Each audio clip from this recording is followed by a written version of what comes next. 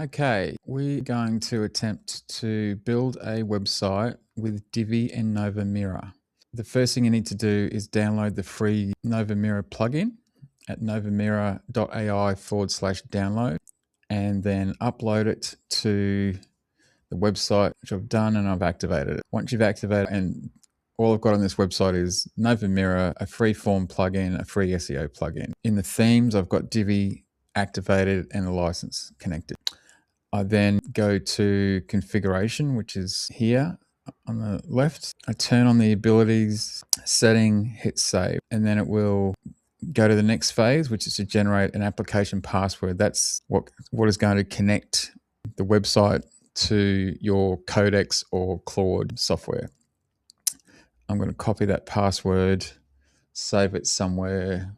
It will get revoked after I've made this recording public, and then let's give it a name, Divi demo. So it's very easy to identify.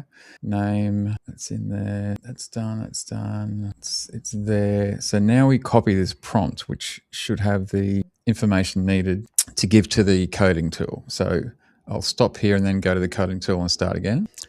Okay, so I've got the prompt from the plugin and I've put it into Codex and then hit go. It took 3 minutes, 26 seconds. It sort of mucked around and can I do this? Can I do that? Thought about it and then said I needed to restart Codex. So I have restarted Codex and it's saying that the MCP server it's using is called this. So my next course of action is please build the website, the HTML website, website here, because what I did was I got it to make a example site as a one-page HTML site before so that we can try and make that in Divi. I'll show you that after I've done this step, what the HTML site looks like. But trust me, it's in this folder, HTML design, right there. And now I'm going to put in the name of that thing, that name that I got from up earlier, MCP connection, to make this site using the Divi 5 theme already installed. Please use the WS Forms plugin for any forms needed. We'll just see what it says when we do this. I'm kind of interested myself. I'll inspect the HTML design folder first to understand the structure and assets. Then I use the Novamira MCP endpoint directly. Design folder contains prototype, design brief, local images, icon sets, etc. I'm reading those now to map the prototype into WordPress pages, reusable assets and WS form fields. Prototype is one page, random tree services site. So it's understanding. While it's doing that, I might show you the site that I'm talking about. Okay, so this is the site that I got Codex to build earlier to save time. It built the site, it made these sections, added a form, it's all one page. It came with all of this. I just gave it an example of a kind of tree type site that I wanted it to base it on. And then it made this HTML site. So just so you know, that's what we're starting with as the example. Okay, so let's see how it went with that prompt. So it says it's built the site, it's published the page as the front page, confirmed the active theme, uploaded and registered the images in the media library, created a form, embedded the form onto the page, added some scope styling to match the HTML design, added Yoast title, meta description basics. Like it did all that in 11 minutes 24 seconds. Verification pass, the live page returns at 200, etc., etc. So let's go and have a look at the result. Okay, this is the result. We had a blank WordPress site with a few plugins installed, and we connected the Novamira plugin, and now we have this front page. So it looks pretty amazing. The media library has had the images copied across by Codex into it and labeled quite nicely, I might add.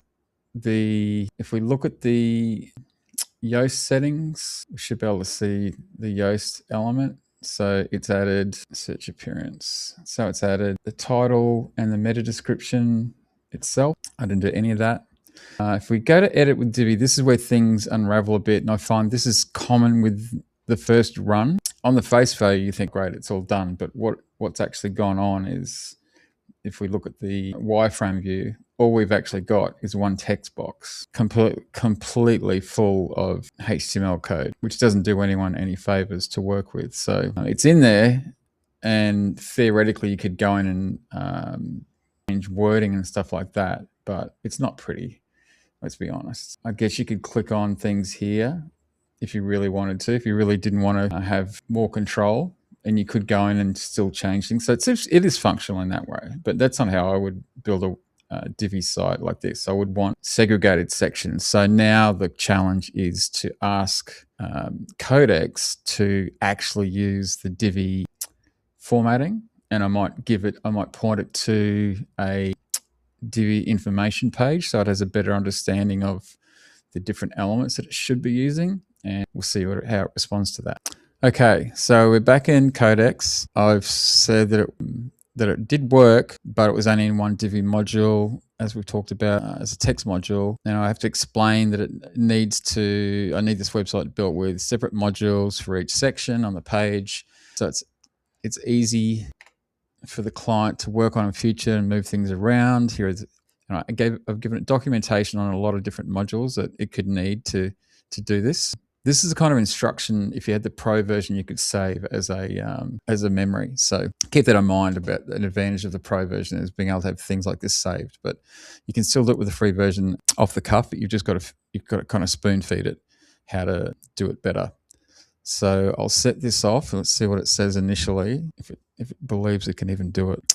I'll rebuild the page as a real Divi Builder layout instead of a single HTML block. I'm going to check the Divi 5 module docs you linked for the intended module set, then inspect how this install stores Divi 5 layout so I can write the page in the format Divi actually edits. The doc points to the right editable modules, hero for the first viewport, rows, sections for structure, blurbs for service cards, excellent, button and call CTA modules for actions, image for photography, testimonials for reviews, and a minimal code module only where needed to embed WS form. I'm checking the install Divi shortcode module registry now, so the rebuilt page uses module names Divi recognizes on this site. Shortcode install, blah, blah, blah. So we will come back and see how that goes.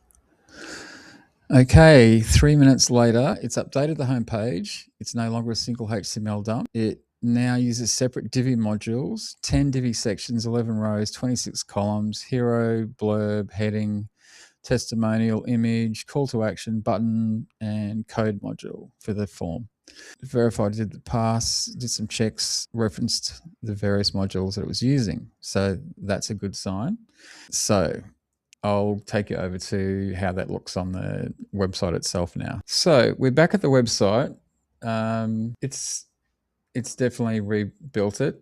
Got some ugly looking buttons here.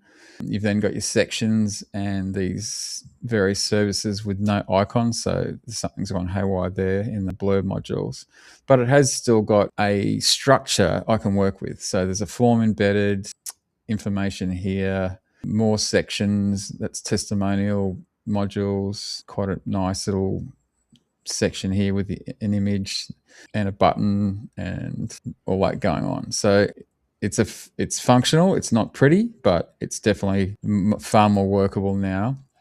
Now, if we look at the back end, instead of having one little text box, it's broken this up really well into blurbs and text headings and even a number counter. You can see so much more structure that it's learnt how to use Divi essentially. And then if we look at it, you can then go down and say, okay, so something's funny going on there. There's in the back end it's showing, but it's not showing in the front end. So something's gone amiss. But the beauty of this is you just go and prompt it and say, this isn't working. The images are in the back end, but not in the front end. And it will work out what went wrong. This button looks ugly. You can take a screenshot or just tell it the phone number at the top looks ugly. Make it look nicer. Okay, so I've then made a list of things that it needed to fix. So I did a screenshot, explained that, the header and footer weren't really there. and it hadn't built it as a theme in the theme builder. It was kind of jamming stuff onto the page, which wasn't great. The hero section image, the issue with the image, it was too dark. The buttons looked crap. There was some boxes missing, like there was some content missing from the site. So I then gave it a copy of the content as markdown from the original design so that it had something to really cross-check better. And then it went through and fixed a range of issues. It then still had some more tweaks. So I then gave it more tweaks about buttons and spacing and stuff like that. And I kept going through. So, you know, there was another 14-minute section. I gave it some feedback. It spent another couple of minutes. Then there was another big change I wanted it to do with the box areas, which then took another 10 minutes. So there's a process, but you still just have to decide to tell it what it needs to fix. And then I'll show you how that is looking now. Okay, so this is where we were. Then I gave it some instructions and it kind of got better, a lot better. I mean, look at that. That's a lot better. Proper header. This layout looks much better. These things are getting there. Like there's white issues with that spacing. There's buttons are boring. It had some other issues down here. Like this stuff here, formatting was out. So then I just kept giving it screenshots and saying, this is not right, do better. And we ended up with this. So we've now got the buttons looking correct.